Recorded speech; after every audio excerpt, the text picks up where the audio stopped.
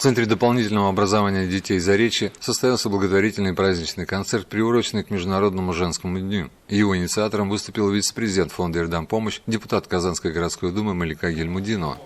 Инициативу проведения благотворительного концерта поддержали коллеги Малики Гильмудиновой по депутатскому цеху, а также артисты татарской эстрады.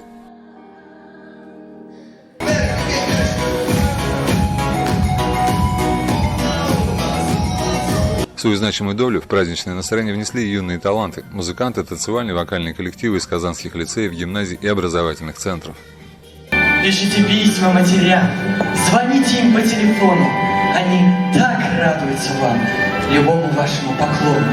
Не забывайте матерей, и для молчания нет причин. И глубже с каждым днем морщины от равнодушия детей. На праздник были приглашены мамы детей с ограниченными возможностями здоровья, представители Республиканского общества глухих, обществ инвалидов Кировского и Московского районов, а также Совета ветеранов Новосавиновского района Казани.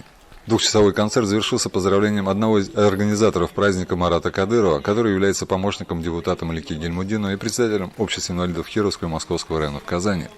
Праздничное настроение всем, кто пришел на концерт, дополнили небольшие гостинцы, которые благодаря меценатам вручались на выходе из зала. Концерт исключительный. Всем огромное спасибо. Огромное. Очень было интересно. Да. Очень девочки хорошо выступали. Молодцы. Очень нам понравилось. Спасибо большое. Спасибо за организацию. Спасибо за проведенное время.